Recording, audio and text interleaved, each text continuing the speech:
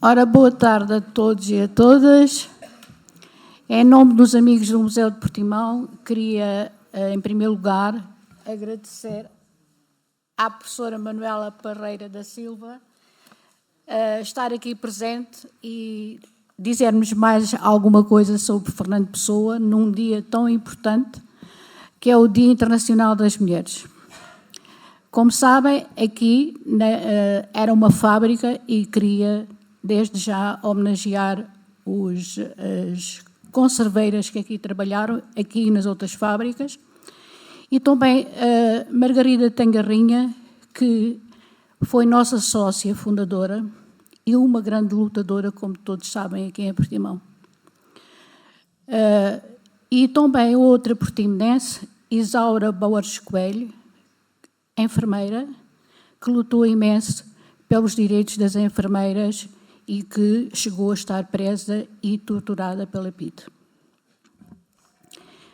Hoje vivemos tempos diferentes, mas também não deixamos de ter os nossos problemas. Os direitos das mulheres ainda não são totalmente iguais aos dos homens.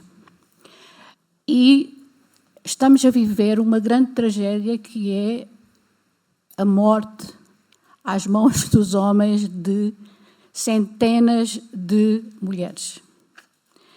Portanto, todas as épocas têm os seus problemas e nós ainda não conseguimos superar todos, embora tenha sido em 1975 que a Organização Mundial das Nações Unidas aprovou como data do Dia Internacional da Mulher, dia 8 de março.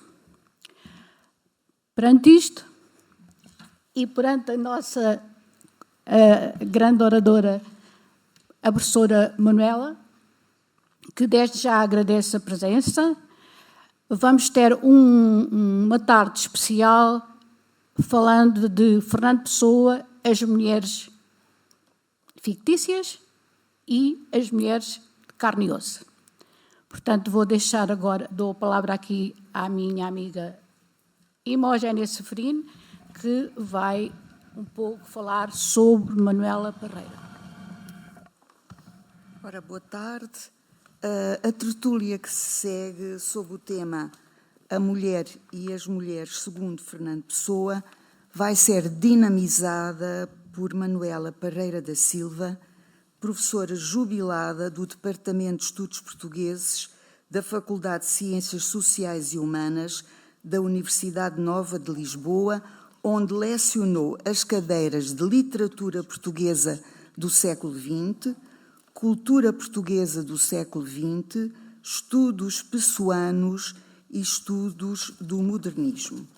É investigadora do Instituto de Estudos de Literatura e Tradição.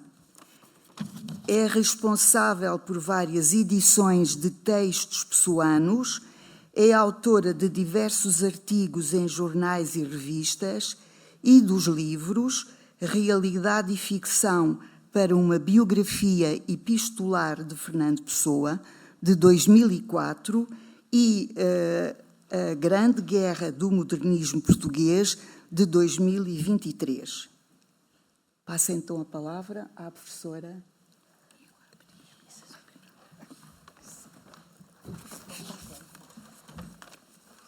Agradeço o convite que me foi feito e tenho muito gosto em estar aqui neste dia, que é o Dia da Mulher, Internacional da Mulher, e tem esta curiosidade, porque é o dia 8 de março, e este dia 8 de março é um dia muito especial para o Fernando Pessoa. Não por causa da mulher, é bom pensar logo nisso, não é por causa das mulheres, mas é o que ele chamou, o dia 8 de março de 1914, o dia triunfal, o seu dia triunfal. achei interessante esta coincidência, por ser precisamente dia 8 de março. Ele diz isto, tem aqui um excerto de uma carta em que ele fala desse dia triunfal. É uma carta a Adolfo Casais Monteiro, de 13 de janeiro de 1935, portanto, o ano da morte de Fernando Pessoa, o início do ano. Ele morreu em novembro, como saberão. E portanto, esta carta, que é uma espécie de carta-testamento, em que ele diz a este amigo da revista Presença, diz no fundo talvez aquilo que ele quisesse que se dissesse dele. Eu penso que é assim, porque diz algumas coisas que não são verdades. São uma espécie de ficção, e esta talvez seja este caso do 8 de março, talvez seja isso. Portanto, ele diz, levei dias a elaborar um poeta, mas não consegui. Portanto, ele está a referir-se a um poeta que ele queria inventar, que seria o Alberto Queiro. Mas num dia em que finalmente se estira, foi em 8 de março de 1914, acerquei-me de uma cômoda alta e, tomando um papel, comecei a escrever de pé, como escrevo sempre que posso. Aqui, este pormenor também é interessante, porque ele diz que escreve sempre de pé. Eu sempre achei um bocadinho estranho que ele escrevesse sempre de pé, porque não é o normal da pessoa estar a escrever de pé. Mas eu penso que isto era assim uma espécie de um piscar de olho ao seu interlocutor, porque tinha havido um outro amigo que tinha feito um artigo sobre ele, que era o João Gaspar Simões, e dizendo que Fernando Pessoa era um poeta sentado, enquanto outros eram poetas de pé. Ele era um poeta sentado porque era no sentido de dizer que era um poeta que tinha uma grande reflexão, uma grande profundidade, e, portanto, era alguém que estava sentado nessa sua reflexão. E ele, penso que para gozar um pouco com eles, disse, não, eu escrevo sempre que posso, mas é de pé. E depois diz, escrevi 30 e tantos poemas a fio numa espécie de êxtase cuja natureza não conseguirei definir. Foi o dia triunfal da minha vida e nunca poderei ter outro assim. Abri com o título, O Guardador de Rebanhos, e o que seguiu foi o aparecimento de alguém em mim a quem dei logo o nome de Alberto Queiro. Desculpe-me o absurdo da frase, aparecer em mim o meu mestre. Portanto, o dia triunfal é esse dia em que ele descobriu o seu mestre, o que também poderia levar-nos, se calhar, a estarmos aqui o resto do dia a falar só sobre esta questão do ser mestre. Mas também isto que ele diz, que escreveu estes poemas todos, os 30 e tal poemas do Guardador de Rebanhos, também não corresponde à verdade, porque quem estuda o espólio do Fernando Pessoa, e eu tive a oportunidade de fazer isso durante vários anos, sabe que ele não escreveu esses poemas todos no dia 8 de março. Aliás, não sei se terá escrito algum no dia 8 de março, talvez um, mas depois não escreveu 30 todos de uma vez. Portanto, foi escrevendo ao longo do ano e nos anos seguintes. Portanto, é uma ficção que é muito característica do Fernando Pessoa. Portanto, ele criou aqui uma história, uma narrativa, como se diz, acerca dos seus heterónimos, e, portanto, este é o mestre de todos. Podíamos perguntar-nos também porque é que é o mestre, mas há muitos livros, até podia ser sobre esta questão do Alberto Queiro ser o mestre. Porque é que é o mestre? Provavelmente porque é aquele que é mais diferente dele próprio. Portanto, aquele que ensina a não pensar, no sentido de que pensar muito incomoda. Pensar incomoda como andar à chuva, diria o Alberto Queiro. Portanto, é o poeta que ele definiu como alguém que vê as coisas como são, não faz grandes elucubrações, diz uma nuvem é uma nuvem, uma flor é uma flor, e não temos que estar agora a pensar o que é que está por detrás de cada coisa. Cada coisa é o que é. Portanto, este poeta assim meio materialista, no entanto, o Fernando Pessoa, a certa altura, depois de ter feito esta criação do Guardador de Rebanhos, a certa altura lembrou-se que o Alberto Queiro estava apaixonado, se tinha apaixonado por uma mulher. não é? É bom dizer isto. Portanto, fez uns poemas, fez 5 ou 6 poemas só, de um livro que ele pensaria fazer, chamado O Pastor Amoroso. Portanto, primeiro, os poemas são do guardador de rebanhos, e o outro é como se dissesse: esse guardador de rebanhos, esse pastor, apaixonou-se. E quando se apaixona, tudo muda, o que é bastante interessante. Portanto, ele então tem vários poemas, eu pus aqui só este por uma curiosidade, para ter um exemplo. É um desses poemas que ele fez, e como veem pela data, já em 1930, quando afinal o Alberto Queiro já tinha morrido, porque o Fernando Pessoa diz que ele morreu em 1915. Diz numa outra narrativa que fez. Ora, escreveu, apaixonou-se depois de já estar morto, o que também é significativo. Agora, claro que nós dizemos estas coisas passados estes anos todos, porque muitas destas coisas não foram publicadas na altura pelo próprio Fernando Pessoa, portanto não sabemos, se ele tivesse vivido mais uns anos, como é que ele depois iria construir esta ficção final.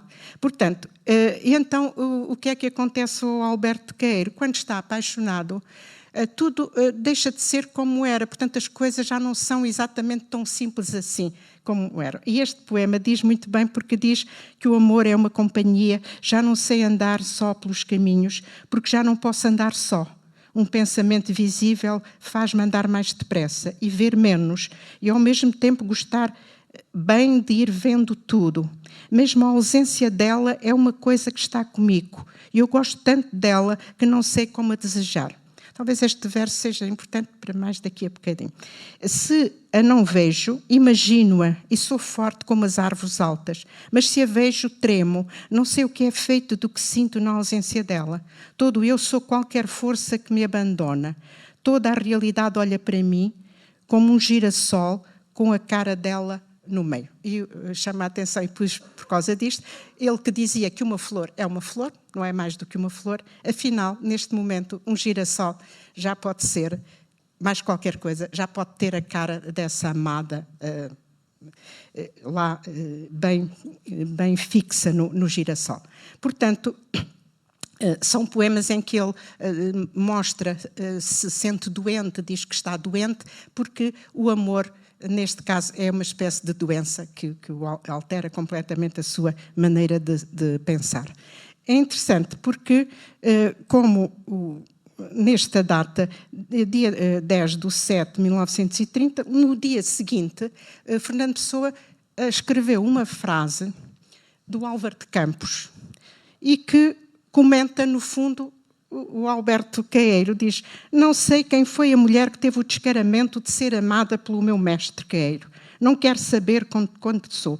Fosse quem fosse, ou e fingisse desprezo-a do alto de quem sou e em nome do universo. Que ela fique sempre anónima, até para si mesma. Portanto, este comentário é interessante porque foi feito logo no dia seguinte, e também repara que ele também ele põe na boca do seu, na escrita do seu outro heterónimo, Álvaro de Campos, que também era um discípulo do Alberto Queiro, porque ele era o mestre de todos, e há até um poema muito bonito do Álvaro de Campos, dedicado ao mestre Queiro, em que ele lamenta muito não ter conseguido seguir os ensinamentos do seu mestre, porque não consegue, é demasiado diferente dele para ser como ele. Mas é interessante que ele diga: não sei quem foi a mulher que teve o descaramento de ser amada pelo meu mestre Queiro. Portanto, ele não diz que o descaramento foi do Alberto Queiro de se ter apaixonado por uma mulher. É a mulher que leva aqui com a culpa, não é? Porque é que te apaixonaste por o meu mestre Queiro. Eu depois já volto a este ponto, porque, de facto, o Álvaro de Campos é aquele heterónimo que tem sempre muitas provocações e que entra em diálogo com os outros e com o próprio criador, Fernando Pessoa. Portanto, discorda muito do próprio Fernando Pessoa em muitos textos. Mas, portanto, esta mulher que aparece aqui do Alberto Queiro, de facto, só se diz que é uma mulher, mas não sabemos o nome, que nome tem esta mulher nunca é dito, embora o outro heterónimo, Ricardo Reis, use muito nomes de mulheres, usa nos seus poemas. Lídia, Chloé, etc. E, portanto, é alguém que apresenta, eu pus também aqui um pequeno poema, foi o mais pequeno que eu encontrei para não demorar muito, é um poema em que aparece a que se refere esta Lídia, que é uma das mulheres que aparece mais vezes referidas pelo Ricardo Reis, e podemos talvez dizer que não aparece aqui muito nesta poesia do Ricardo Reis, mesmo quando fala das mulheres, não se fala muito na questão amorosa. Parece que estas mulheres servem apenas assim numa espécie de suporte para o próprio poema. Portanto, é como se fosse alguém que está ao lado do Ricardo Reis e que ele vai criando um pequeno diálogo, mas nunca se refere que tipo de relação tem com elas. Há um outro poema que não pus aqui, em que ele diz, por exemplo, à Lídia, enlacemos as mãos. E depois, noutra estrofe, diz, desenlacemos as mãos. Porquê? Porque, na perspectiva de Ricardo Reis, a vida tem que ser vivida com muito comedimento, sem grandes excessos, porque esses excessos, mesmo os excessos amorosos, depois vão levar a que, provavelmente, quando o amor acaba, ficasse um sofrimento, uma recordação, uma memória, uma saudade que ia incomodar. Portanto, mais vale não haver grandes envolvimentos com a pessoa amada. Por isso é que ele diz, estão à beira do rio e dizem, enlacemos as mãos, mas depois, de repente, logo a seguir, é melhor desenlaçarmos as mãos, porque assim fica tudo mais tranquilo. Portanto, é esta a visão do Ricardo Reis. Mas, voltando ao Álvaro de Campos, realmente o Álvaro de Campos pode-se perceber um pouco porque é que ele acha que a mulher teve aquele descaramento de amar o seu mestre. Terá que ver, provavelmente, com o facto de, muitas vezes, o Álvaro de Campos ser apresentado como uma certa tendência homossexual. E, portanto, talvez ele não aprecie muito as mulheres e tudo isto. Isto é visível, por exemplo, neste poema que é muito conhecido. Olha, Daisy, quando eu morrer, tu hás de dizer aos meus amigos aí de Londres que, embora não o sintas, tu escondes a grande dor da minha morte. Irás de Londres para York, onde nasceste. Dizes que eu nada do que tu digas acredito. Contar àquele pobre rapazito que me deu horas tão felizes. Embora não saibas que morri, mesmo ele, a quem eu tanto julguei amar, nada se importará. Depois vai dar a notícia a essa estranha Cecília, que acreditava que eu seria grande. Raios partam a vida e quem lá ande. Portanto, é um poema em que aparecem aqui referidas duas mulheres, não é? Daisy e Cecília, subentende-se que serão amigas, simples amigas, porque o Álvaro de Campos, como também saberão, é apresentado como tendo vivido em Inglaterra, na Escócia, portanto tinha amigos ingleses, digamos. Mas esta referência aqui deste rapazito que me deu horas tão felizes, é evidentemente que aponta para uma tipo de relação homossexual. E, portanto, isso está depois expresso em outros poemas também do Álvaro de Campos. No entanto, o Álvaro de Campos, apesar de tudo, também experimenta pôr-se no lugar de uma mulher. Avançando um pouco mais, que é um poema que provavelmente conhecerão já agora. Aproveitando como é Margarida, aproveito aqui para fazer um agradecimento à Margarida, que foi uma das responsáveis por eu estar aqui hoje, e, portanto, fica aqui um estilo como uma dedicatória. Embora, como vão ver, a dedicatória não tenha nada a ver com a Margarida real, não é? Mas é um poema que eu agora aqui, se eu tivesse habilidade para meter aqui uma música, tinha metido aqui o fado do Camané, que canta esta, não sei se conhecerão, ele canta este fado. E é engraçado, porque quando eu ouvi a primeira vez o fado cantado por ele, achei que ele não estava a cantar nada bem. Não porque ele cante mal, mas porque a maneira como canta o poema não tem muito a ver com o tom do poema. Portanto, porque ele tem aquele tom de voz muito... muito sério, tem um ar muito pesado na sua apresentação, mesmo noutros fados. E quando canta este fado, penso que não vai muito bem. Seria melhor, se calhar, um fadista mais afadistado, não é? Porque estaria de acordo com isto. Ora, o que é que diz? Ele põe um diálogo, como vem aí no final, não é? No final do texto, comunicado pelo engenheiro naval Sr. Álvaro de Campos, em estado de inconsciência alcoólica. Portanto, o Álvaro de Campos também se dava muito à bebida, como se calhar o próprio Fernando Pessoa.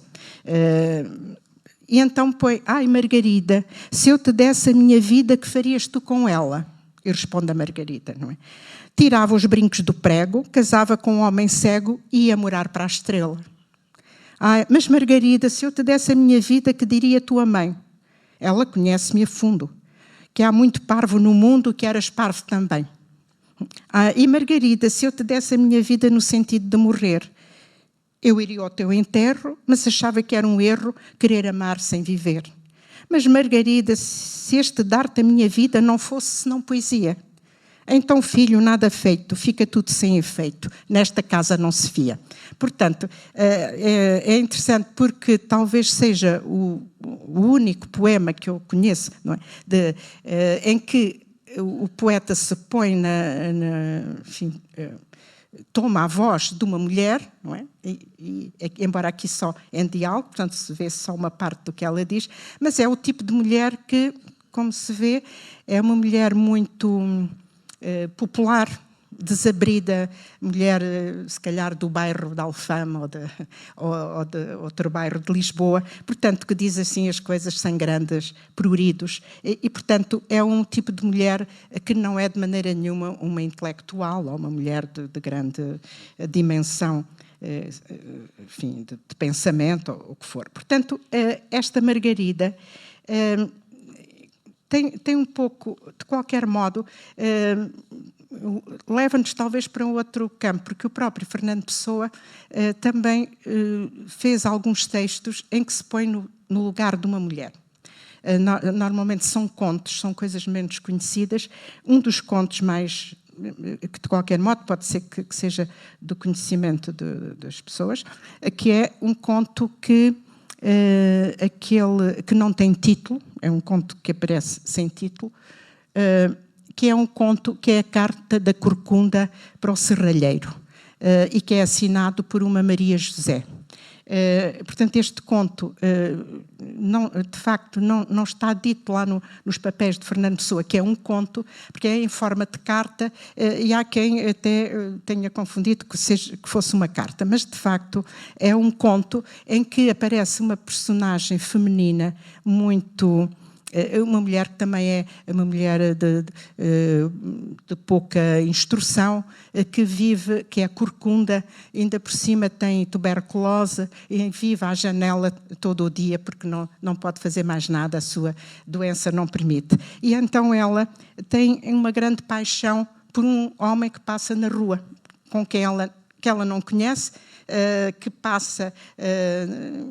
todos os dias para o trabalho, e ela fica apaixonada por este homem, que ela chama o Sr. António, porque lá soube que ele se chamava António. Seria interessante até ver todo este conto, que é muito, até comovente em certa altura, mas o que é que ela faz? Resolve escrever-lhe uma carta para lhe contar da sua paixão, para lhe dizer da sua vida, etc.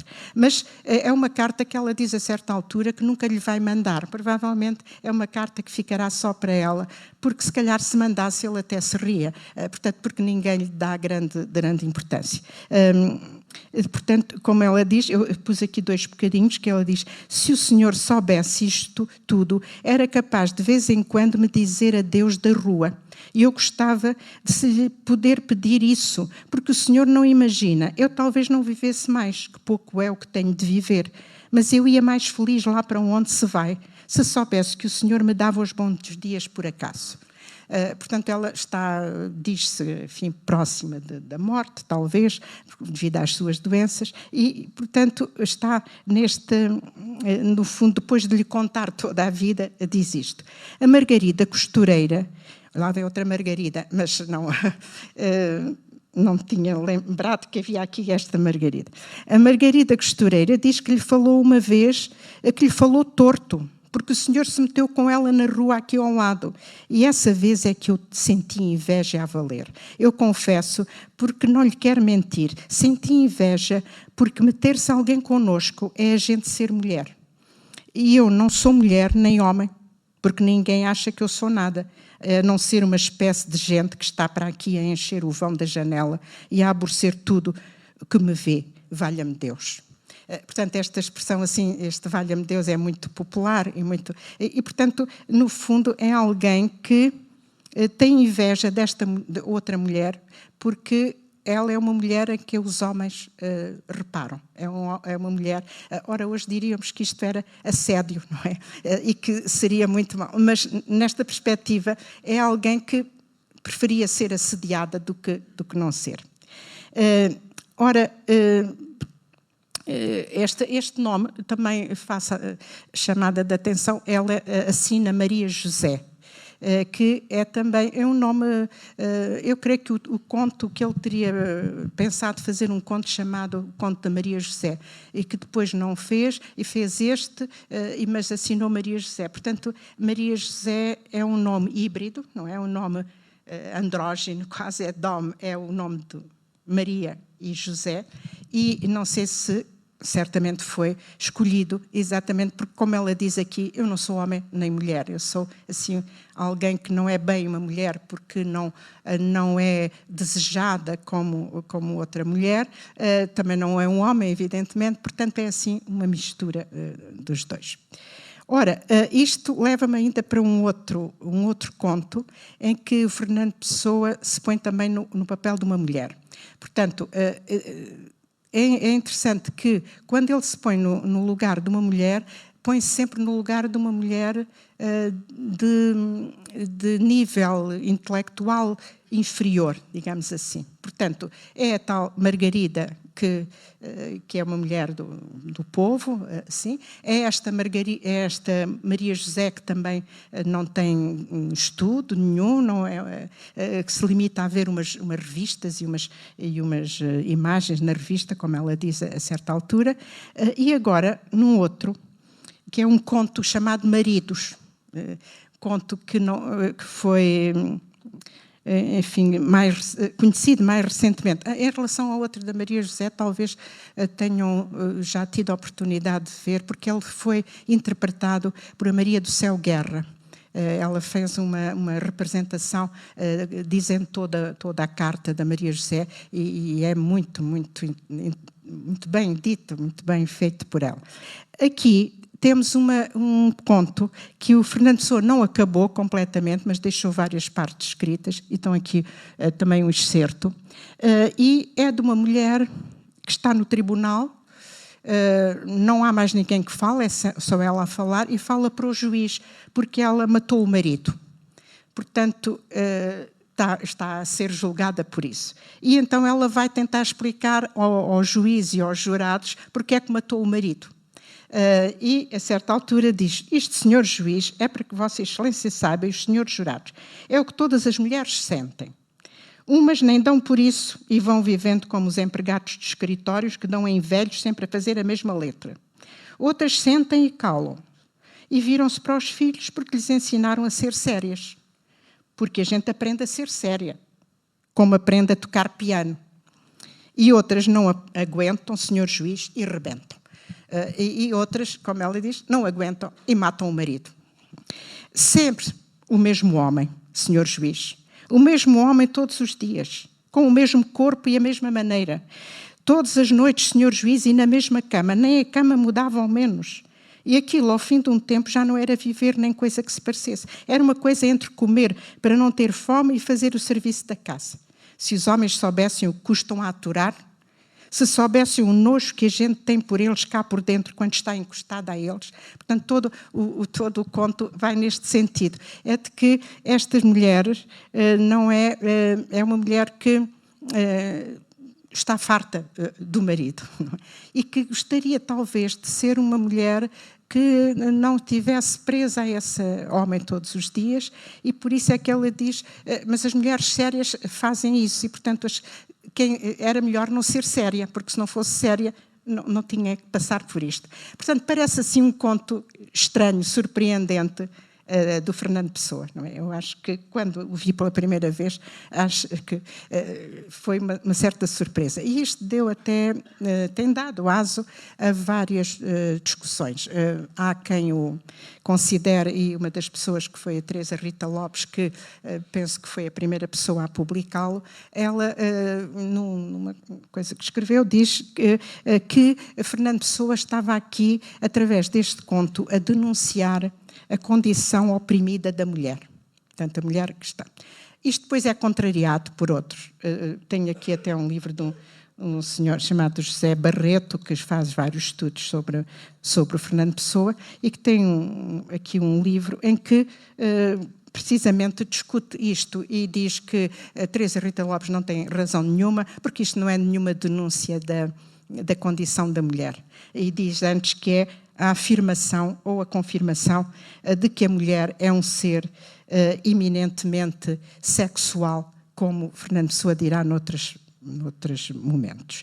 Portanto, quer dizer que há aqui esta discussão que terá talvez que ver, penso eu, o facto de ser uma mulher a interpretar e ser um homem a interpretar.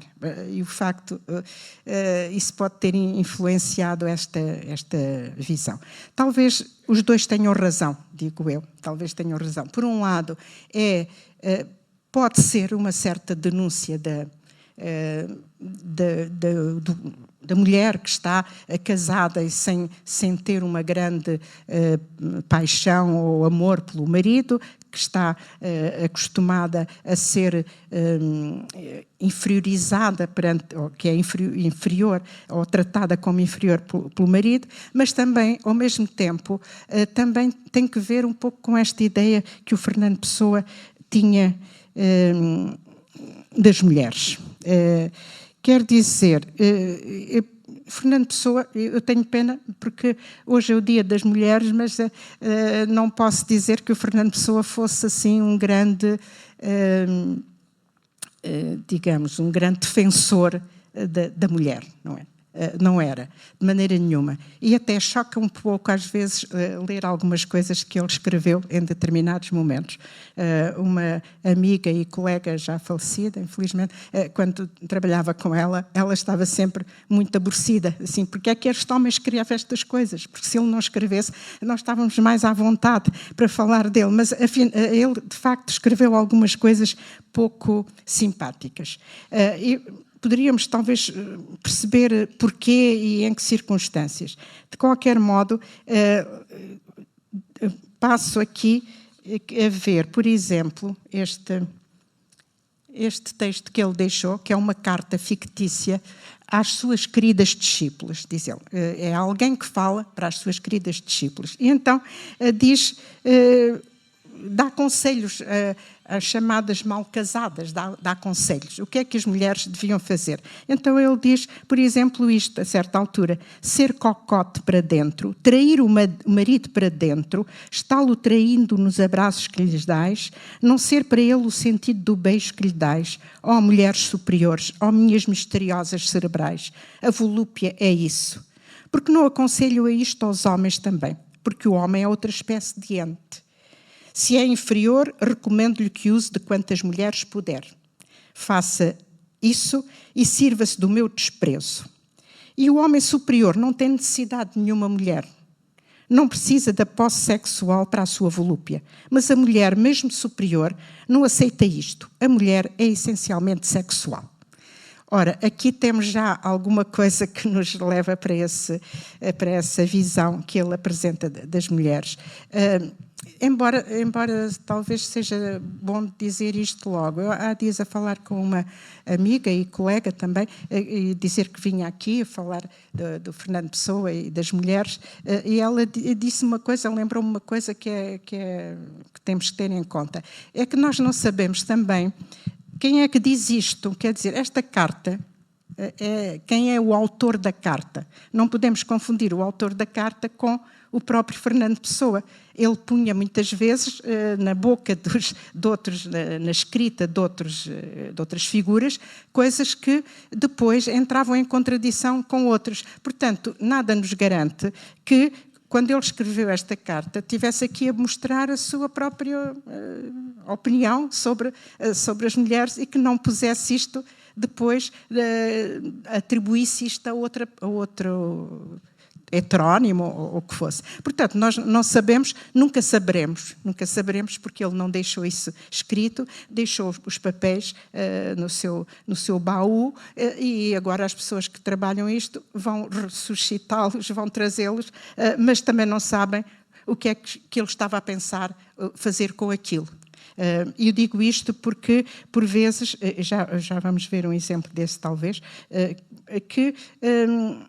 que faz também, às vezes, por uma certa provocação, e que, se calhar, se tivesse publicado esses textos, ou não os publicava assim, ou publicava em jeito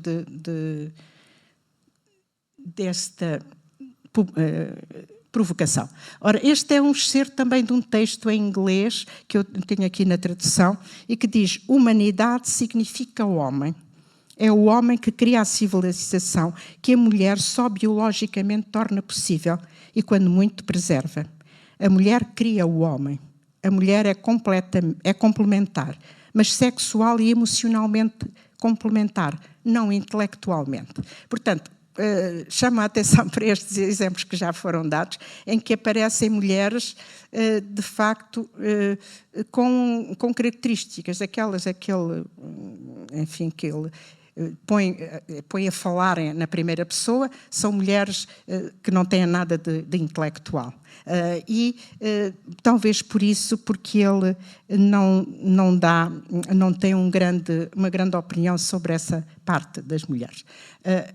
São excertos de um diálogo que ele diz, é um diálogo que não tem um título, mas que começa: porque é que as mulheres se detestam umas às outras.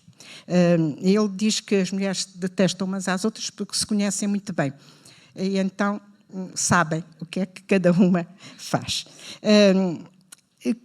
Portanto, o que eles têm no giro da vida, ele agora fala dos homens, isto é um excerto de um diálogo em que estão dois homens a falar, e portanto há um deles que diz estas coisas e o outro vai-lhe fazendo perguntas: mas então tu dizes isso, mas então isso não tem algum sentido. Portanto, parece que contraria o que ele diz. Por isso é que eu digo que, quem sabe, muitos destes textos que agora acabei de mostrar podiam ser falas para alguém que está em diálogo com outro que contraria o que ele diz. Portanto, não saberemos. Então diz: o que eles têm no giro da vida, são os homens, a distingui-los das mulheres, é uma complexidade e abundância de interesses.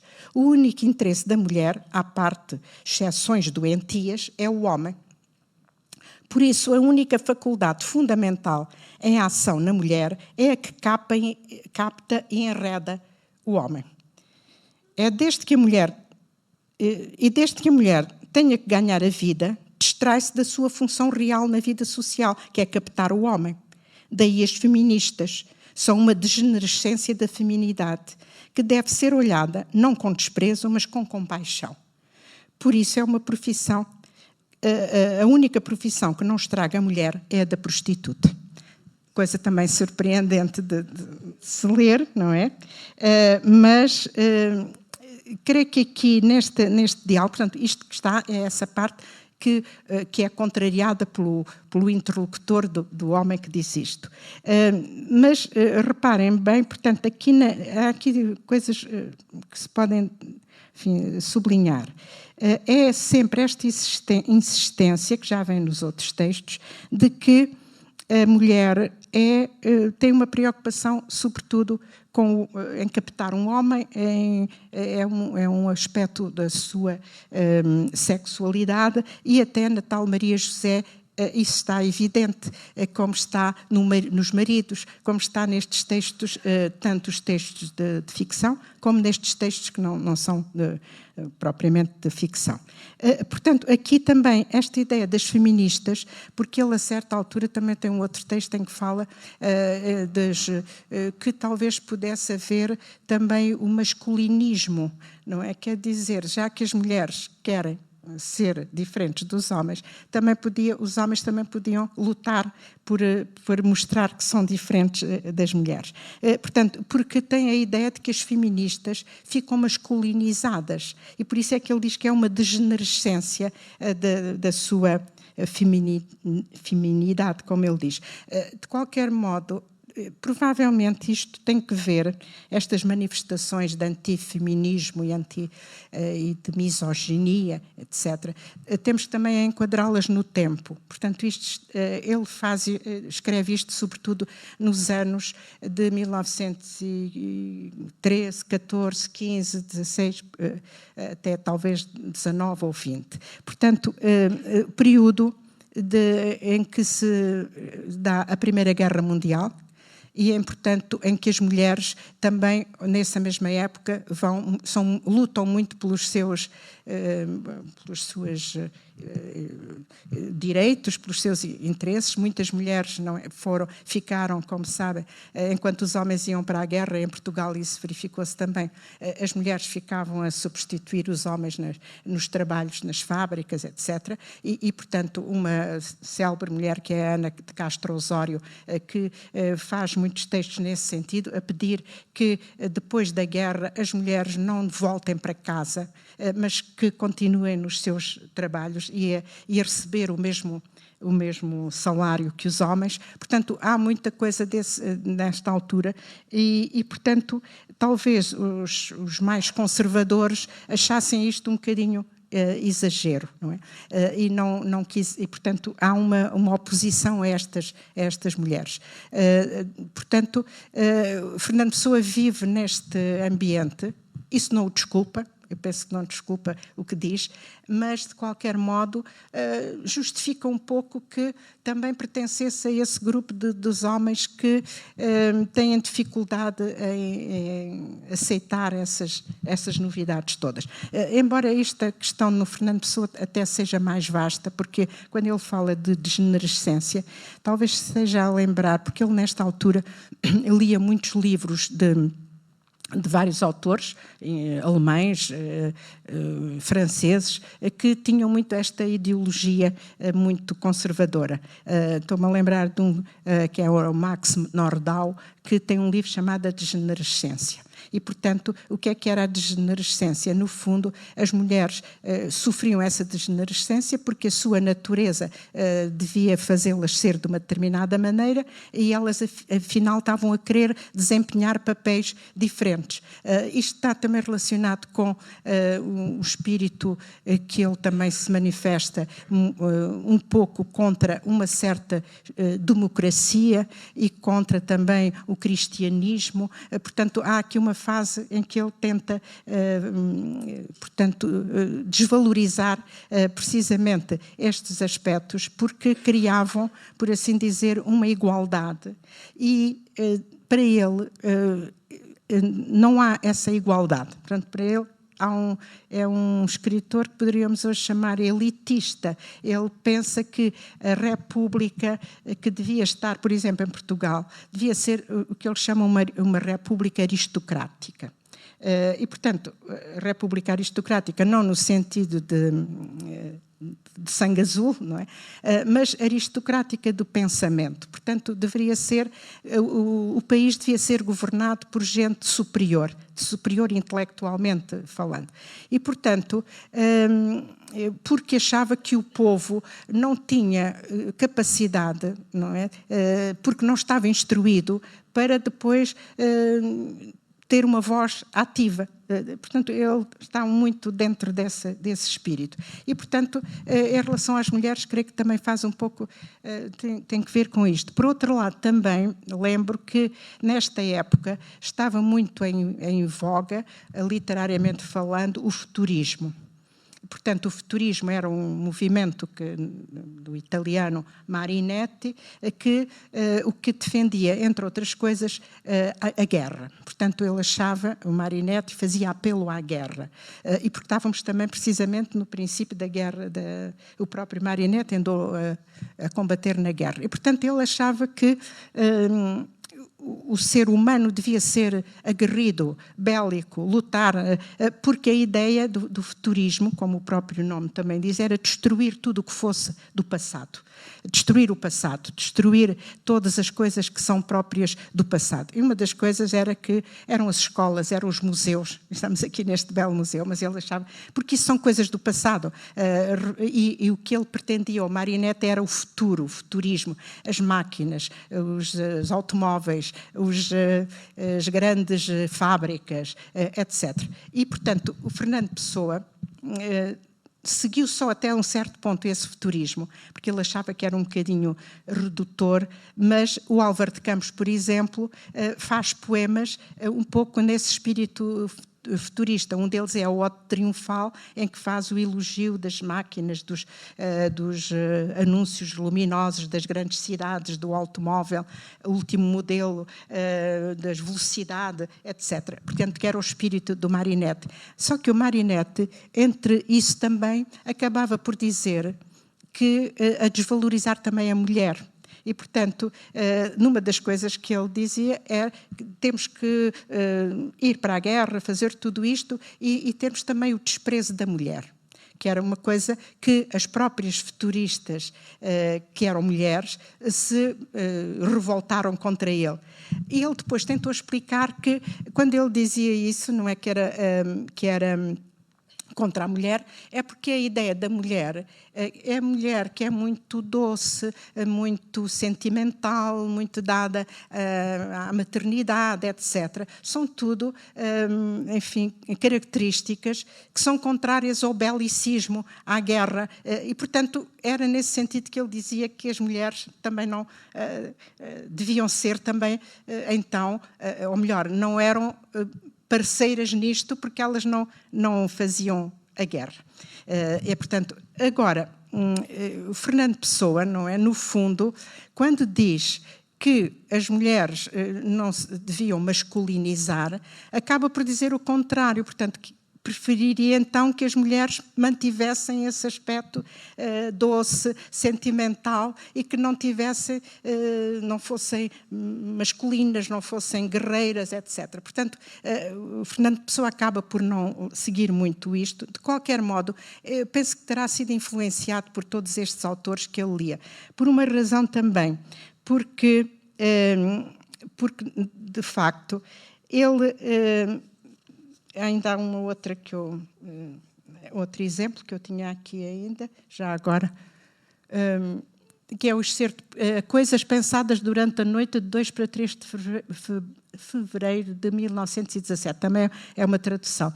Para além de se ocupar das crianças, diz ele, da religião, do lar e todas as suas implicações, como a cozinha e a costura, não há nada que uma mulher tenha feito que se possa dizer que fosse verdadeiramente indispensável. A inferioridade da mulher nas letras é flagrante.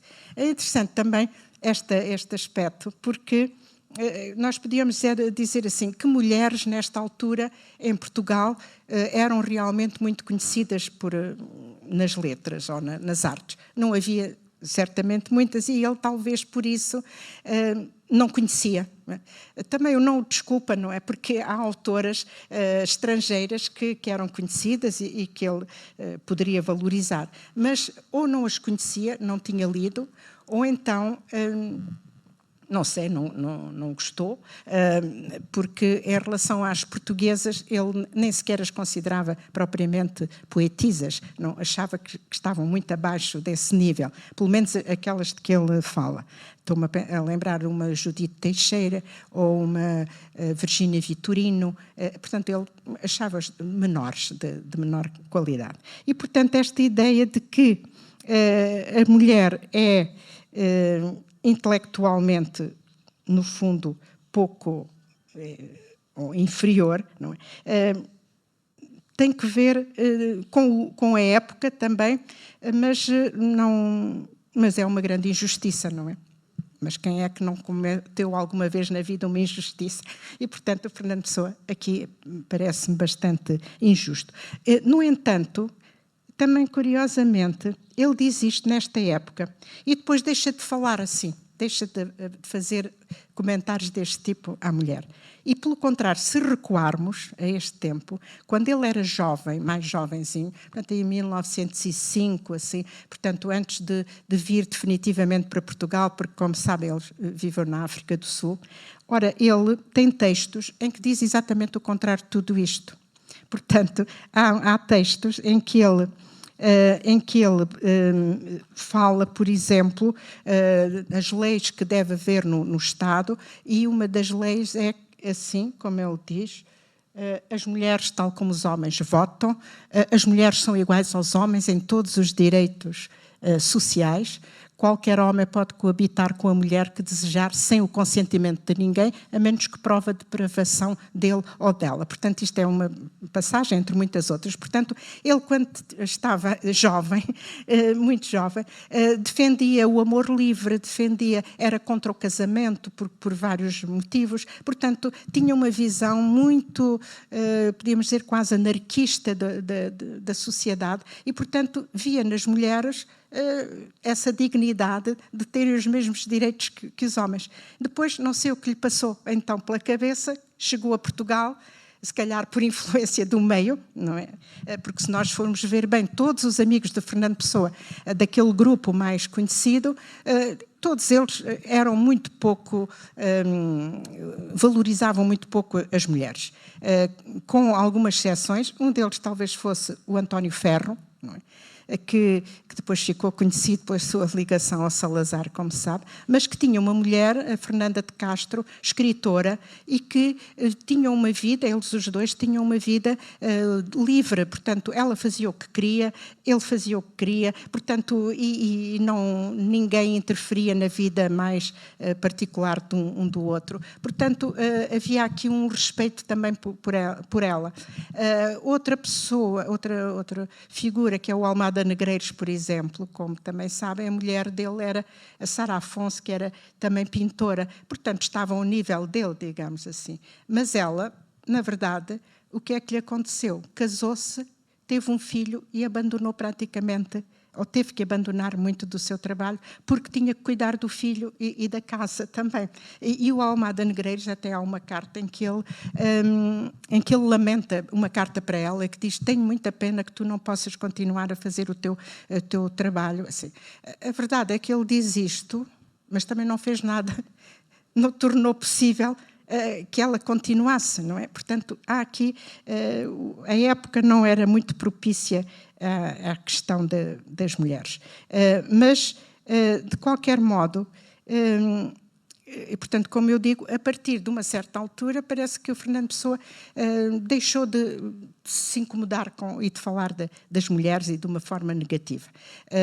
Portanto, inclusivamente, há um texto em que ele critica os homens portugueses porque não respeitam as mulheres, porque os jovens, os estudantes, porque dizem piropos desagradáveis às mulheres, não têm, portanto, não se comportam devidamente, portanto, acha que os homens portugueses são mesmo uns brutos, pouco cavalheiros com as mulheres. Portanto, o que pelo menos é o reconhecimento de que elas mereceriam ser melhor tratadas. E depois, claro, vem aqui a questão das mulheres do próprio Fernando Pessoa, não é? Aquelas com que ele travou conhecimento. E toda a gente sabe a história do seu namoro com conhecida Ofélia Queiroz, não é? Tenho aqui duas fotografias dela, uma da esquerda que está no cartaz, não é? Naquele cartaz, que teve até uma certa graça, porque puseram duas caras, não é? Uma de um lado e outra do outro. E eu pensei assim, olha que é engraçado, porque o namoro com a Ofélia teve duas fases. Uma em 1920 e outra em 1929. Portanto, faz-te conta que são as duas Ofélias do Fernando Pessoa. E aqui, portanto, esta foi uma fotografia que a sobrinha da Ofélia me deu para... me possibilitou eu usar e, portanto, é mais ou menos da fase em que ela teve a primeira fase do namoro com Fernando Pessoa. Portanto, teria os seus aqui 21, 22, segundo ela diz. Esta, deste lado, é a Ofélia já com uns 50 e tal anos, que também me foi oferecida também por uma colega minha da faculdade que conheceu a Ofélia pessoalmente, morava ao pé dela e, portanto, ela ofereceu-lhe esta carta, esta fotografia, desculpa.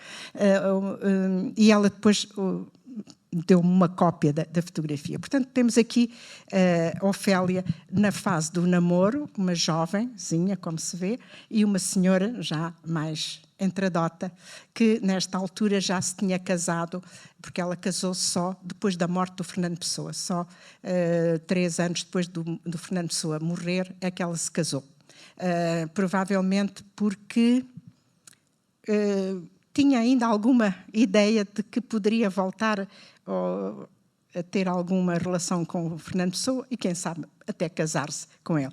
Quando isso era impossível, ela casou e foi o marido da Ofélia que deixou, ou melhor, não permitiu que ela queimasse as cartas do Fernando Pessoa, que era uma coisa normal, as pessoas acabavam os namoros e queimava-se as cartas e as fotografias. Quando o namoro acabou da primeira vez, o Fernando Pessoa diz numa carta: não vamos fazer como as pessoas vulgares, as pessoas que queimam e que devolvem as cartas um para o outro. Vamos guardá-las como uma memória do nosso namoro, digamos. E, portanto, quando ela ia casar com outro homem, portanto, ia queimar as cartas e o marido terá dito: as cartas de um poeta como Fernando Pessoa não se queimam. Isso é uma coisa impossível. Vais conservar as cartas. E foi por isso que nós hoje temos as ditas cartas. Portanto, o namoro é um namoro muito... É interessante porque este namoro faz uma certa... Eu falo às vezes aqui destas discussões que há entre até os pessoanos, não é? Para muitos pessoanos, isto faz uns certos engulhos. Então, Fernando Pessoa, um homem daquela dimensão, vai namorar uma rapariga mais ou menos simples, sem grandes estudos, e ainda por cima escreve-lhe cartas assim tão ridículas. Não é como as que ele escrevia. E, portanto, o que é que argumentam? Fernando Pessoa, não, ele não podia gostar desta mulher. Portanto, isto foi para se divertir um pouco, não é? Divertia-se, ele não gostava verdadeiramente. Depois há também a facção dos que acham que o Fernando Pessoa teria tendências homossexuais, portanto, isto era um disfarce, ele não gostava nada. Há bocado que o diretor aqui do museu lembrou-me uma pessoa que tem aí uns livros, que é um senhor chamado Vítor Correia, que tem a obsessão de demonstrar que o Fernando Pessoa é homossexual. De maneira que ele escreve e depois pega nas coisas que lhe parecem assim e omite aquelas em que diz o contrário, não é? Portanto, para afirmar isso. Portanto, para ele, que eu já ouvi várias vezes, infelizmente, dizer que isto não é Ofélia, isto era apenas uma coisa passageira. Eu não creio que fosse uma coisa passageira, ou melhor, é passageira na medida em que a paixão possa ser passageira, mas que ele tenha gostado realmente da Ofélia, a mim parece-me que esta carta, não sei, é talvez difícil aqui de ler, não é? Porque está muito pequena, mas é uma carta que só já agora que tem a sua... Gosto de mostrar porque mostra esta faceta assim muito muito, como dizer, muito ridícula, talvez, que nós não estaríamos habituados. Portanto, ele diz bebezinho do nininho, ninho, não é? Do nininho, ninho. E, venho que ver esta, para dizer ao bebezinho que gostei muito da catinha dela. Portanto, ele está aqui a fingir que é um menino a falar para um bebé, não é? E depois, o nininho é pequenininho. Hoje o nininho não vai a Belém, porque como não sabia se havia carros, combinou estar aqui até às 6 horas. Amanhã, não sei, eu não sei, a não ser que o nininho não possa, é que sai daqui pelas 5h30 e depois desenhou uma meia, não é? Isto é a meia das 5h30. E, portanto, amanhã a bebé espera pelo nininho, sim. E em Belém, sim. Ginhos e mais ginhos, Fernando. Portanto, surpreendeu quando estas cartas foram conhecidas, foi para aí em 1980. Portanto, esta surpresa de ver um poeta tão complexo, tão racional, tão profundo, escrever estas cartas. Depois, evidente, esta é a mesma carta, está assim a maior, é a mesma coisa. Há outra carta aqui também, esta já da segunda fase do namoro. Portanto, quer dizer que houve então estas duas fases, já agora muito rapidamente. Portanto, a primeira fase que decorreu mais ou menos 1920, e a certa altura a Ofélia teve a má ideia de escrever uma carta ao Fernando Pessoa a dizer que ele agora não aparece, e porque é que não aparece, e se calhar é melhor, mas é nós nos afastarmos. Sim, era o que ele talvez quisesse ouvir, e então, enquanto ela esperava que ele respondesse, não, porque eu amo-a muito, ou qualquer coisa assim, ele disse, sim, é melhor nós afastarmos, porque acabou, o amor já passou, mas vamos ficar como amigos, juntos, sempre a lembrar na nossa memória, este tempo que passámos.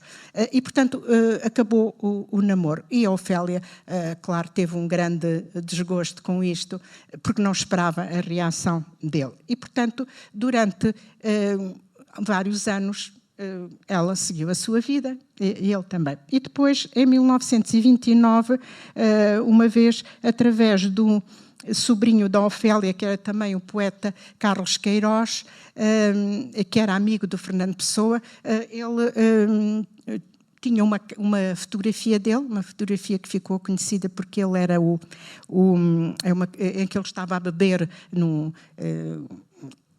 um copo de vinho numa taberna da Baixa, e foi apanhado nessa fotografia, e ele então ofereceu essa fotografia ao Carlos Queiroz, dizendo Fernando Pessoa em flagrante delito.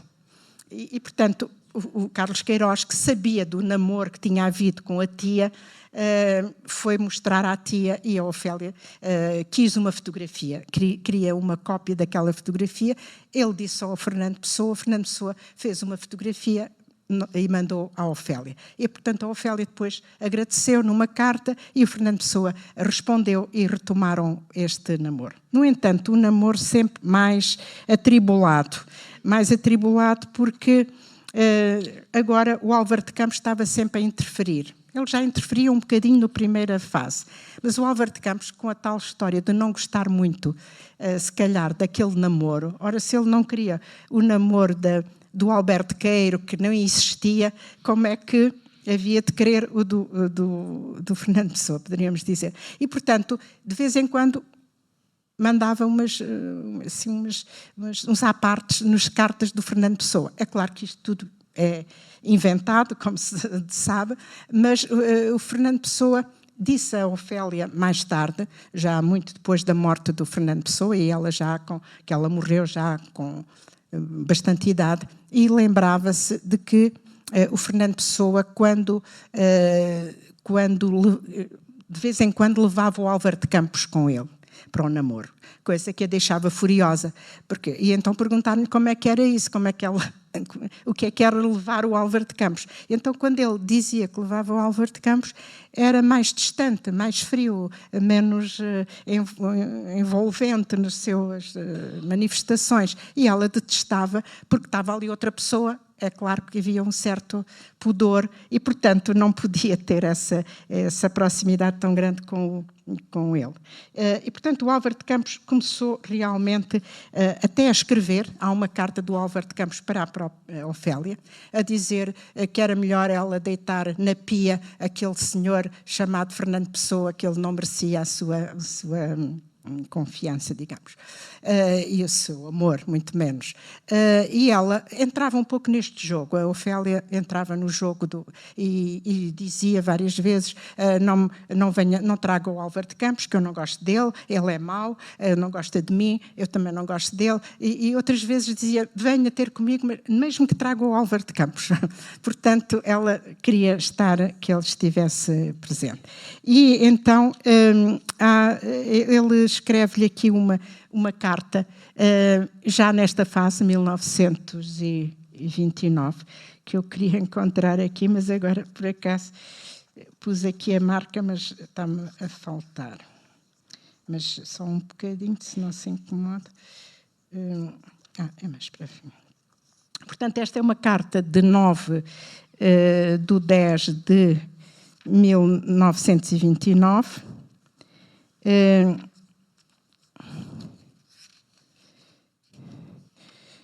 E então é esta aqui que ele diz assim: bebé fera, peço desculpinha de arreliar. Partiu-se a corda do automóvel velho que trago na cabeça. E o meu juízo, que já não existia, fez... Logo a seguir a telefonar-lhe, estou a escrever-lhe e naturalmente telefonarei outra vez, se lhe não faz mal aos nervos, e naturalmente será não a qualquer hora, mas à hora em que lhe telefonarei. Gosta de mim por mim ser mim ou por não? Ou não gosta mesmo sem mim nem não? Ou então... Todas estas frases e maneiras de não dizer nada são sinais do que o ex-Ibis, o extinto Ibis, o Ibis sem concerto nem gostamento alheio, vai para o telhal ou para a Rilha Foles, que lhe é feita uma grande manifestação à magnífica ausência. Preciso cada vez mais de ir para Cascais, boca do inferno, mas com dentes, cabeça para baixo e fim e pronto. E não há mais ibis nenhuns. E assim é que era para esse animal ave esfregar a fisionomia esquisita no chão. Mas se o bebê lhe desse um beijinho, o ibis aguentava a vida um pouco mais. Dá? Lá está a corda partida. A valer. Fernando.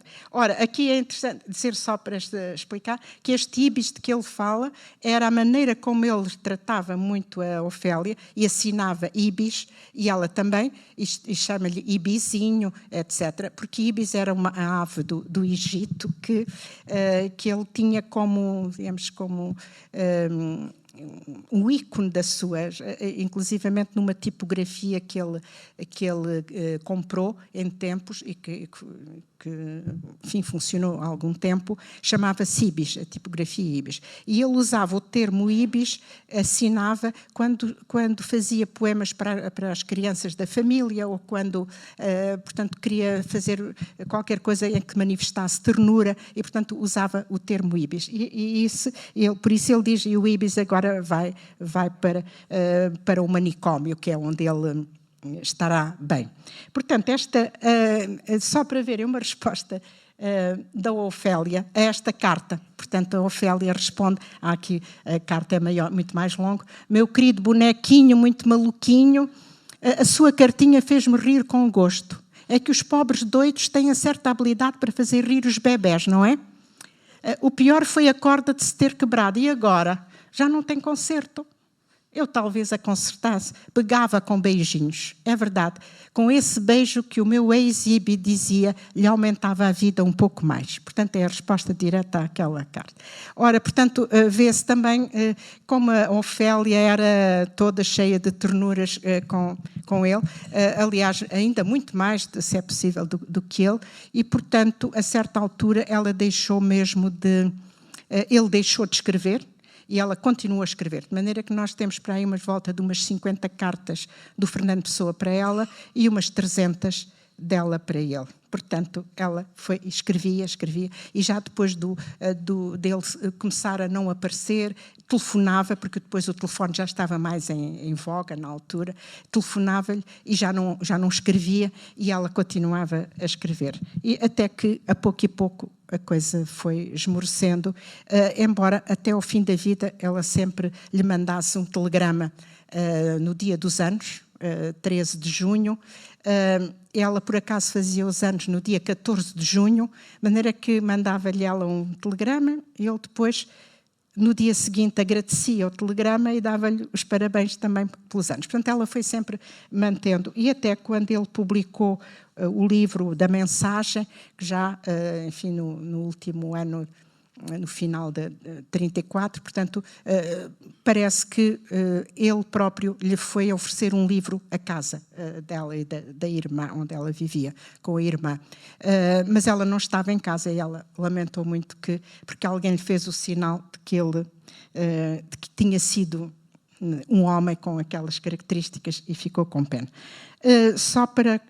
agora já estamos a passar muito da hora, se calhar, prevista, mas eu ainda lhe dava mais uma oportunidade para falar daquilo que o José Barreto chama a última paixão de Fernando Pessoa. É interessante que este autor tenha dito isso, e por acaso isso deixou-me até um bocadinho desanimada a certa altura, porque eu própria encontrei um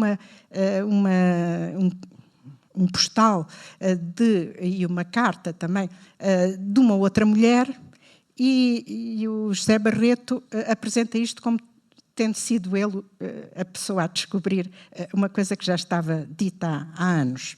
Mas pronto, isso são aquelas coisas que acontecem, mas não tem assim grande importância, mas é por dizer que eu, quando encontrei, é para dizer isto, quando eu encontrei essa referência, na Biblioteca Nacional estava lá um nome que eu achei estranho, era Hodge Anderson. E assim, Hodge Anderson, quem poderá ser? E perguntei à sobrinha do Fernando Pessoa, que é uma senhora que já fez este ano 100 anos e continua bem viva.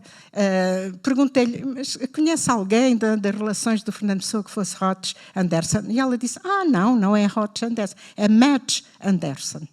E então contou-me quem era a dita senhora, que está aqui, a Madge Anderson. Aqui deste lado são umas fotografias mais ou menos da época em que ela conheceu Fernando Pessoa. Aqui é também já mais velha. Mas primeiro encontrei esta e depois vi num livro aquelas e não se vê assim muito bem. Mas, portanto, ora, quem era esta Madge Anderson?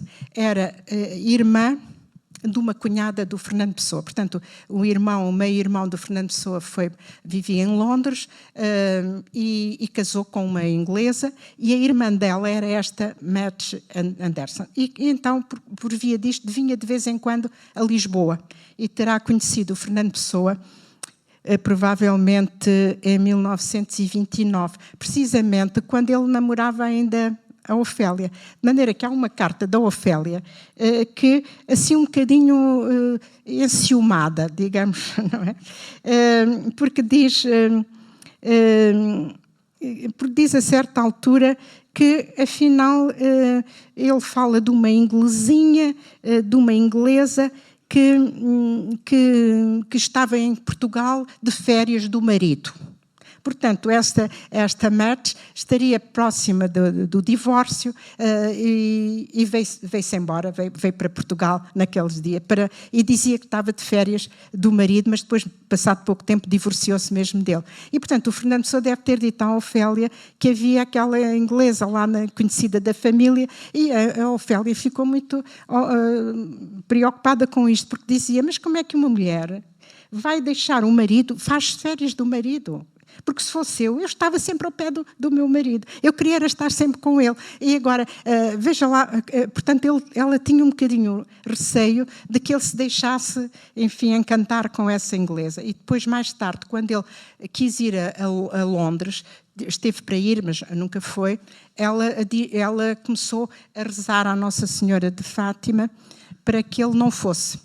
Portanto, não queria que ele fosse, porque se ele depois se encantava com uma inglesinha, ou mandava a inglesinha trazer para Portugal. E, portanto, não pode, porque ele é meu, dizia ela. Portanto, ele não pode ser de outra pessoa. Portanto, a Ofélia não terá ouvido falar desta Madge. Ora, esta Madge, pelos vistos, interessou-se um bocado pelo Fernando Pessoa, porque era uma mulher completamente diferente da Ofélia. Enquanto a Ofélia trabalhava no escritório, mas era uma mulher sem grande cultura, vamos dizer assim, literária ou outra, vê-se pela maneira, escreve, mais ou menos escreve bem, e é uma mulher inteligente, mas não tinha esses conhecimentos que pudessem encantar o Fernando Pessoa ou que o levassem a desfazer a ideia de que as mulheres podiam ser intelectualmente muito superiores. A verdade é que, tendo conhecido esta Madge, se calhar mudou a sua opinião, porque a Madge era uma mulher culta,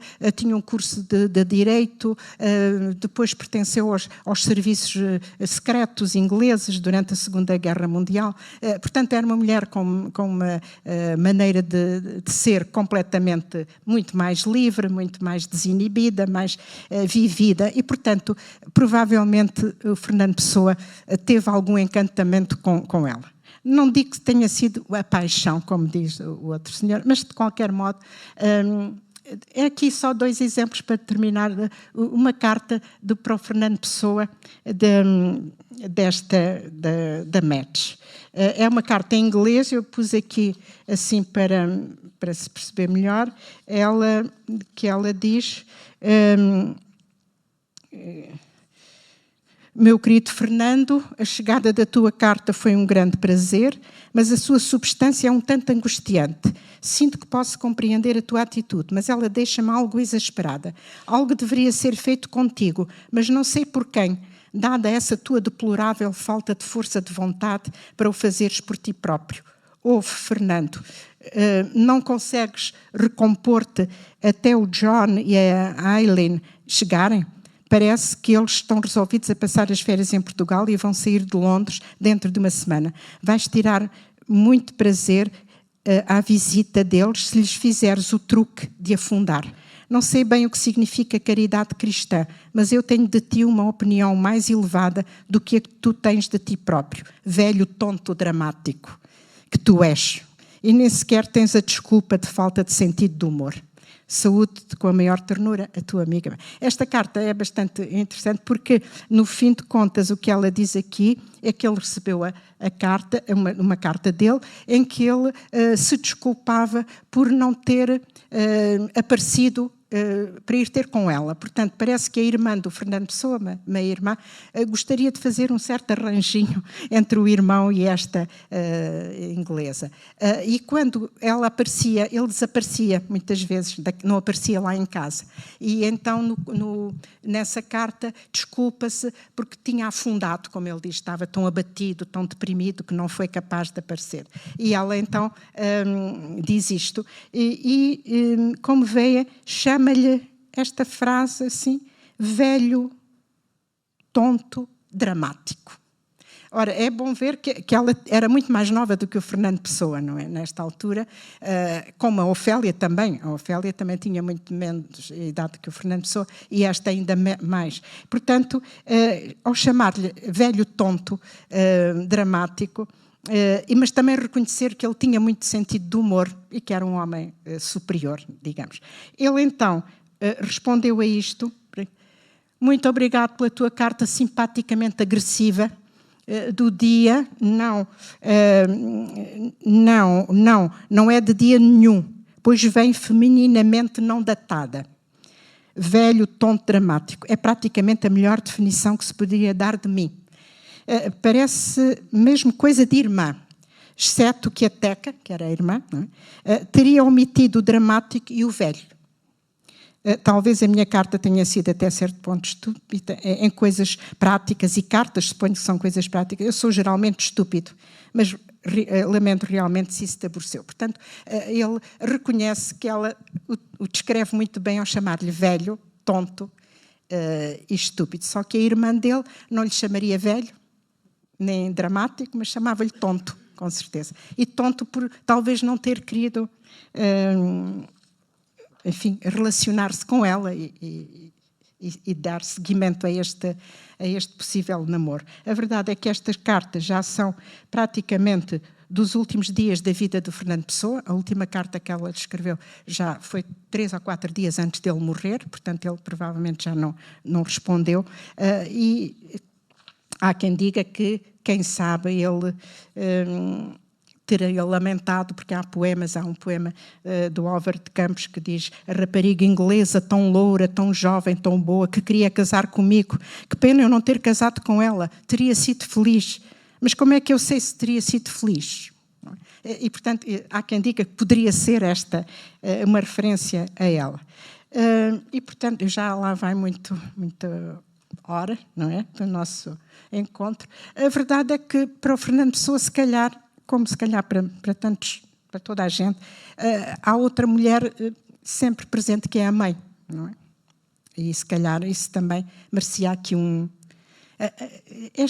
de qualquer modo, há este poema em francês, penso que perceberão, em que ele faz, também já em 1935, portanto no último ano da vida, é um excerto em que ele diz: o sorriso dos teus olhos azuis, ma blonde, minha loura. Oh, eu sei bem que todo o destino me gronde, quer dizer que me incomoda, me ralha comigo. Mas o que fazer com isso? Eu amo-te muito, de um amor sempre longínquo. Deixa-me dizê-lo em vão, minha loura. Portanto, quem sabe se era aqui uma confissão a esta loura. É um amor longínquo, portanto, ele não concretizava esses amores. E a relação à mãe. Há aqui um excerto, também em francês, um poema também já do último ano, e quase da mesmos dias da Blonde, da Ma Blonde. É só um excerto: Maman, tenho tanta saudades de ti, faltas-me tanto, e porque é que eu te perdi? E depois tem outros. É um último poema que ele faz, que se chama Un soir à Lima, que é o título de uma música que a mãe costumava tocar ao piano. É um poema que ele também não concluiu completamente, bastante comovente até, porque é muito... Aqui talvez não se veja isso, mas diz-me: mãe, fui o teu menino tão bem dobrado na tua educação, e hoje sou o trapo que o destino fez enrolado e atirado para um canto do chão. Depois, mais adiante, estou vendo minha mãe tocar, e essas mãos brancas e pequenas, cuja carícia nunca mais me afagará, tocam o piano cuidadosas e serenas, un soir à Lima. Portanto, é uma lembrança de uma memória da mãe que, entretanto, já tinha morrido em 1925 e que, portanto, não deixou sempre estas saudades. Portanto, concluindo, talvez, porque o tempo vai já longo. Portanto, realmente, o que é a mulher para o Fernando Pessoa? É a mãe. É a mãe. É alguém que também, como a Ofélia, sobretudo na primeira fase do namoro, lhe dava atenção, carinho, etc. Seria esta mulher também, como esta inglesa, que lhe poderia dar também uma outra dimensão mais cultural, mais intelectual, e que se calhar o faria dizer depois que a mulher então não é assim tão inferior do ponto de vista intelectual.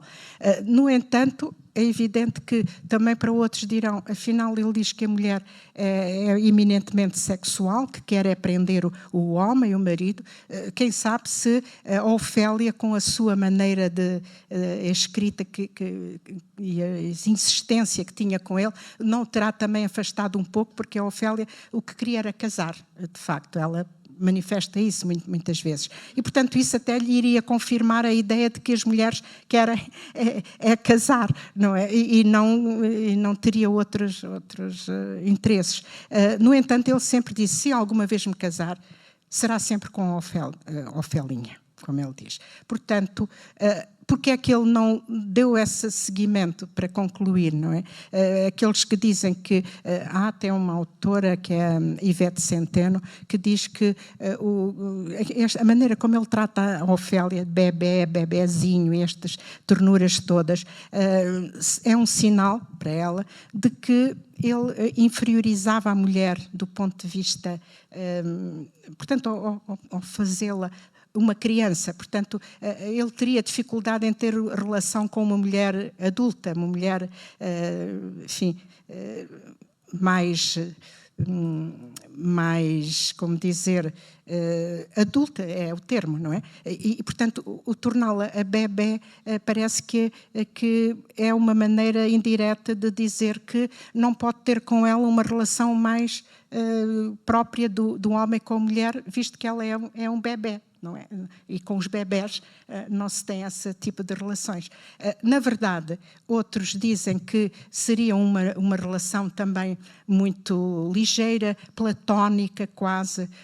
Há até quem pense, lembro-me de um primo meu uma vez perguntar, eu vou lá isto, ela não existia, pois não, esta Ofélia era uma invenção dele.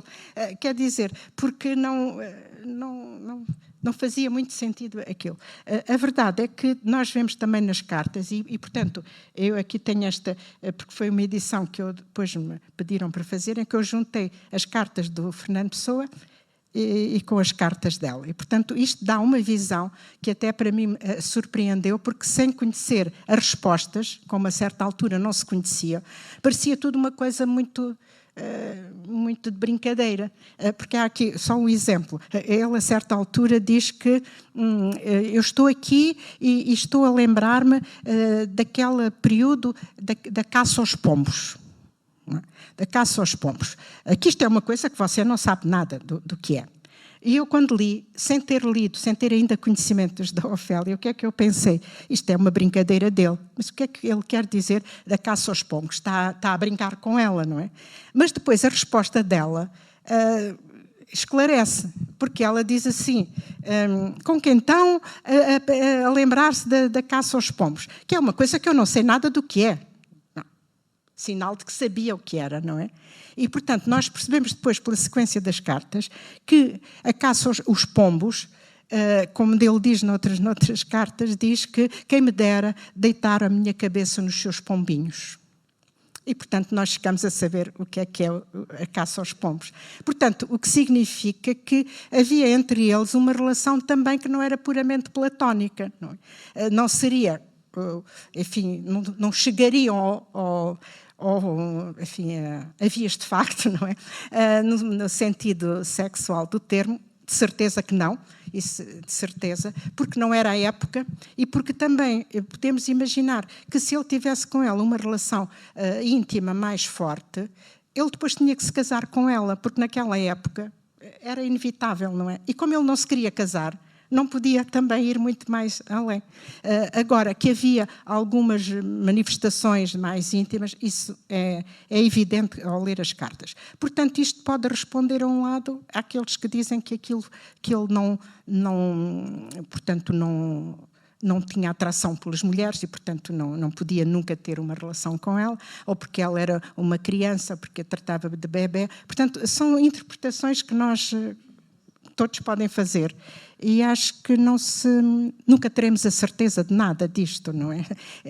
Se tinhas, como é que era, só sabemos o que a Ofélia depois contou, contava a maneira como se relacionava com ele, portanto, e depois fica tudo, quer dizer, este conjunto de mulheres, não é? Temos aqui, então, resumindo em duas linhas, não é? As mulheres de que ele fala, não é? Nos seus poemas, são mulheres fictícias, que têm vários aspectos, não é?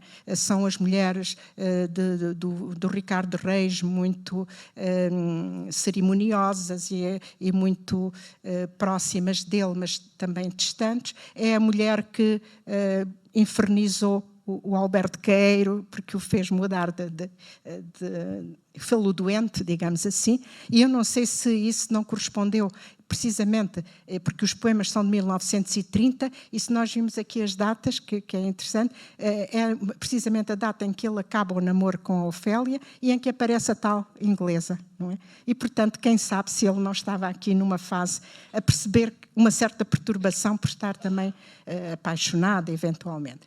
E depois temos, evidentemente, as mulheres que são desvalorizadas, mas que, portanto, parece que ele teria dificuldade em pôr-se no lugar de uma mulher intelectualmente superior. Talvez porque não conhecia nenhuma, não é? E também não é verdade, como diz aqui este autor José Barreto, que ele tinha um certo timidez com as mulheres. Também não é bem verdade, porque há uma senhora que trabalhava num escritório onde ele também fazia o trabalho de correspondência comercial, e essa senhora contou mais tarde que ele ia lá e que para assinar cartas, para escrever cartas, mas depois ficava a falar com ela horas esquecidas. Falava, e ela que tinha que lembrar que ele tinha que ir fazer lá o trabalho que ia fazer. Portanto, o que quer dizer que ele estava à vontade também com as mulheres, não tinha não fugia das mulheres. Agora, lamentamos que ele, numa certa fase, não tenha entendido bem as mulheres, mas se calhar o dia 8 se ele fosse vivo ainda, não é? O dia triunfal da vida dele podia ser revisto, não é? Porque foi o dia 8 de março. Astrologicamente, provavelmente ele achou que aquele dia, porque ele sabia muito da astrologia, e era um dia especial no seu horóscopo. E, portanto, esse dia era o dia ideal para ele dizer que tinha descoberto o Alberto Queiro. E, portanto, quem sabe, se ele ainda fosse vivo agora, pediria desculpa aos presentes por ter dito não se ter sido mais simpático com as mulheres. Obrigada.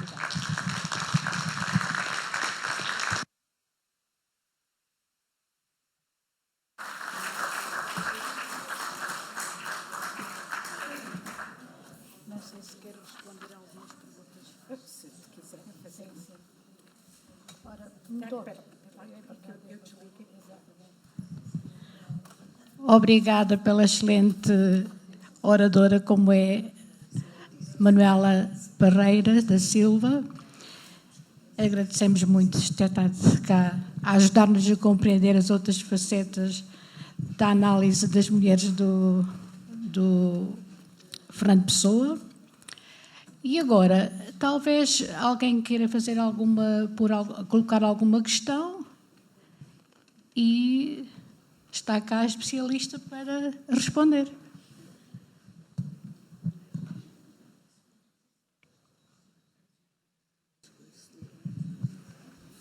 Está tudo esclarecido, é?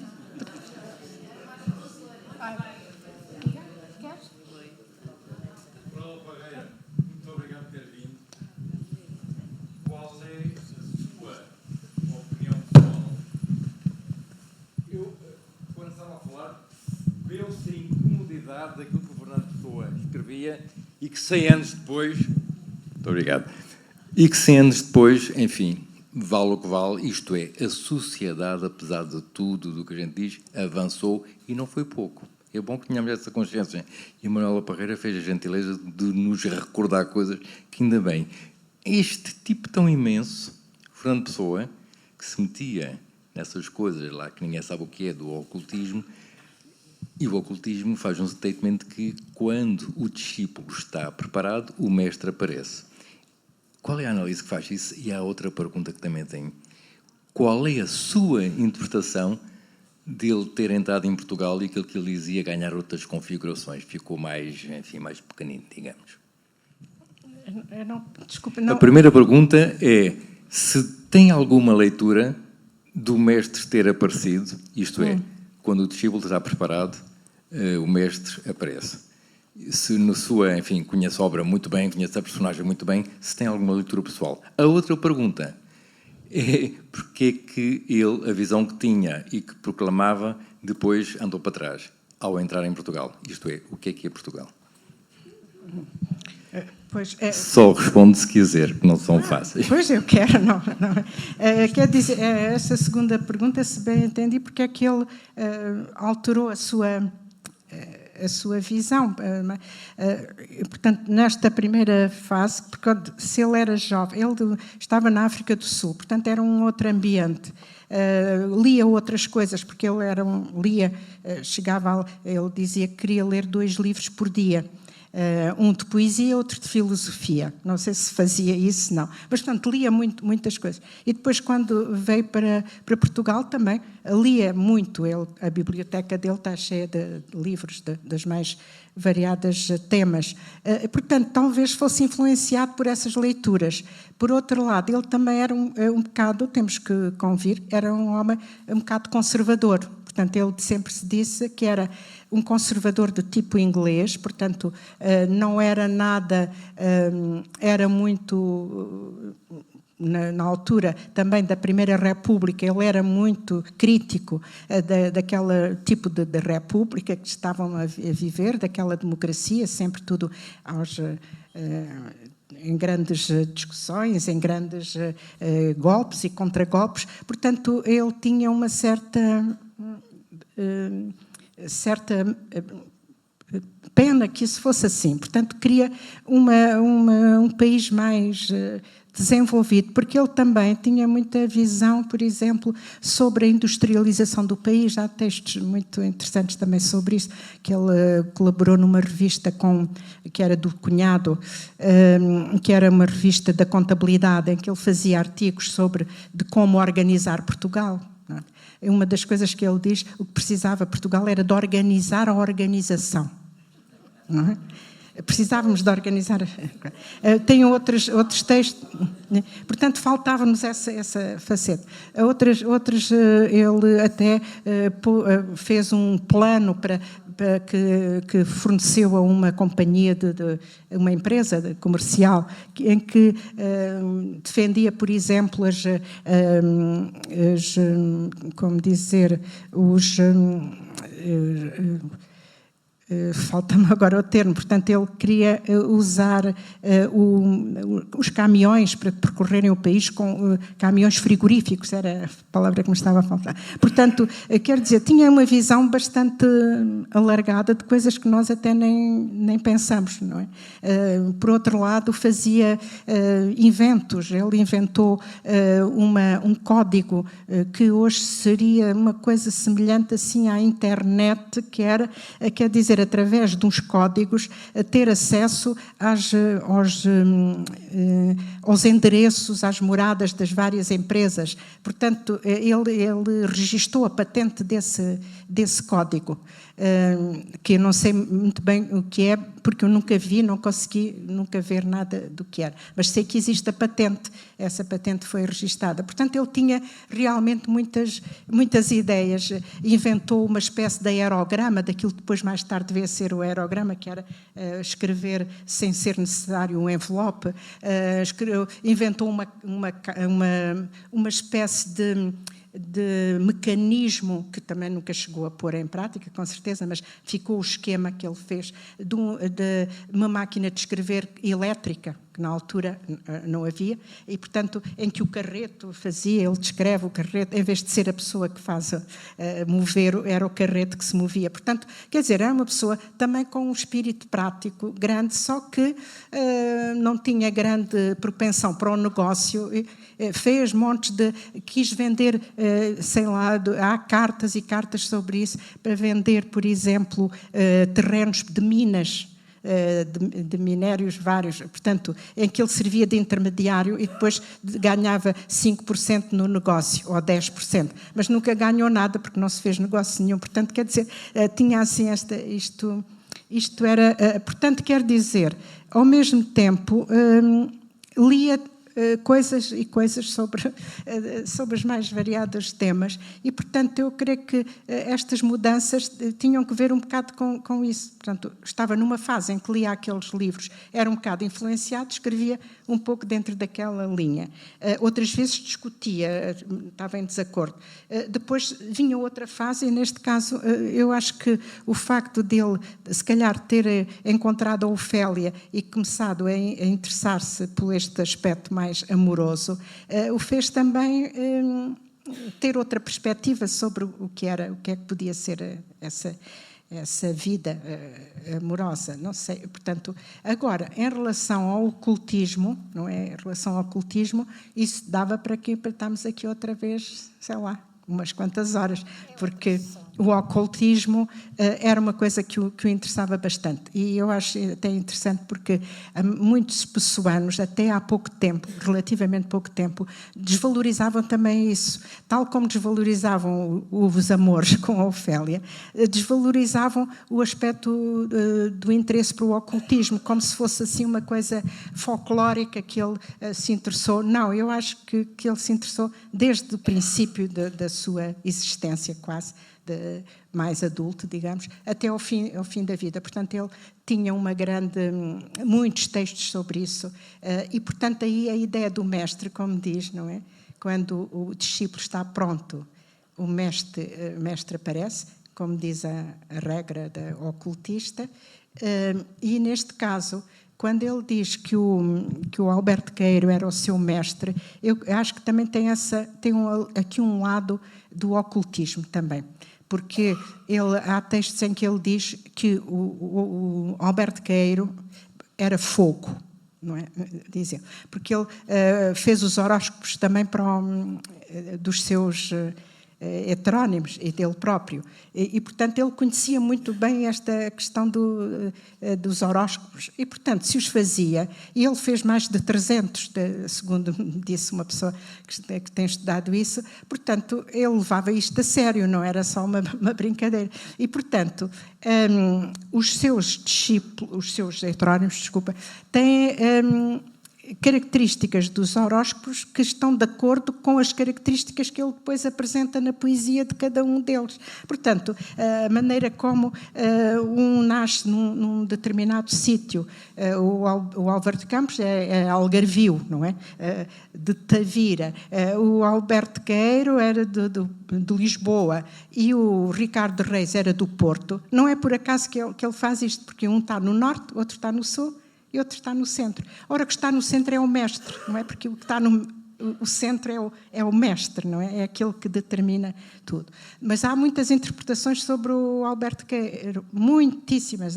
Sei lá, eu nem dava conta agora aqui de dizer. Portanto, uns acham que ele é o mestre, porquê? Porque ensina, não é?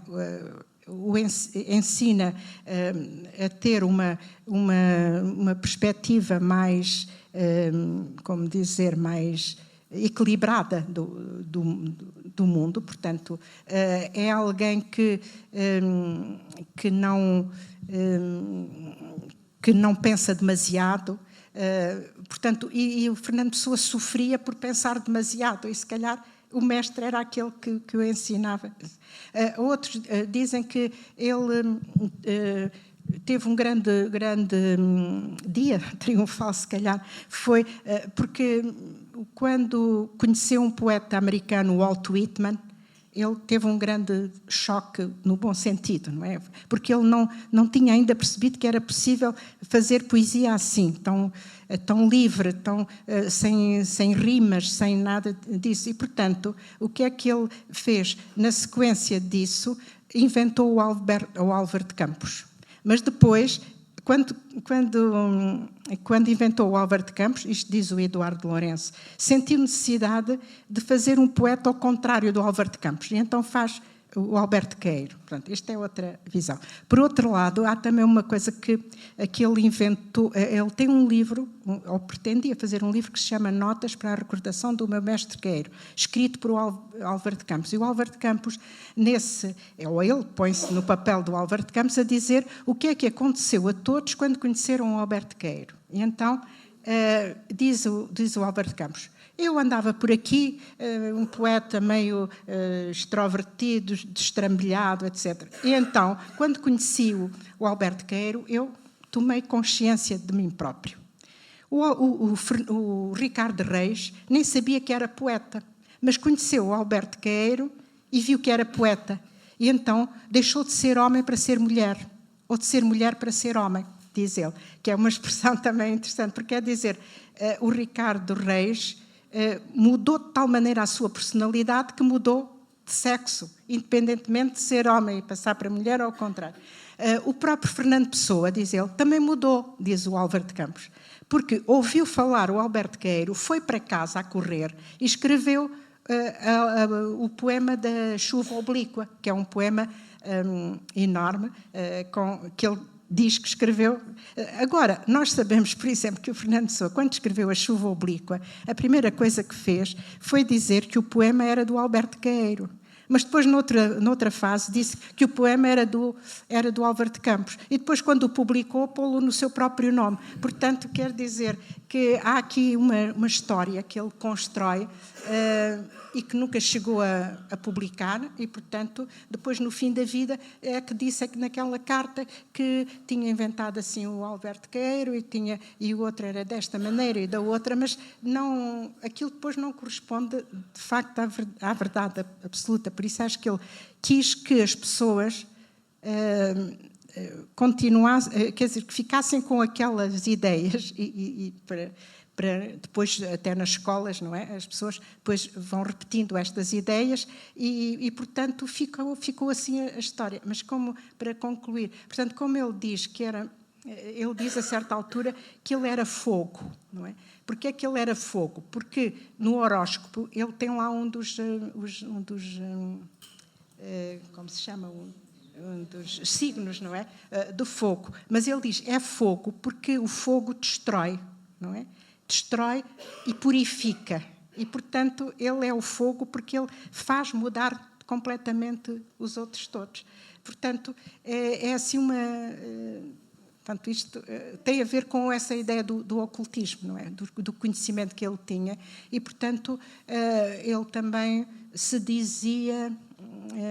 não é? Há quem diga... Não, ele não... Isto do ocultismo não é assim uma brincadeira. Mas não, ele tem muitos...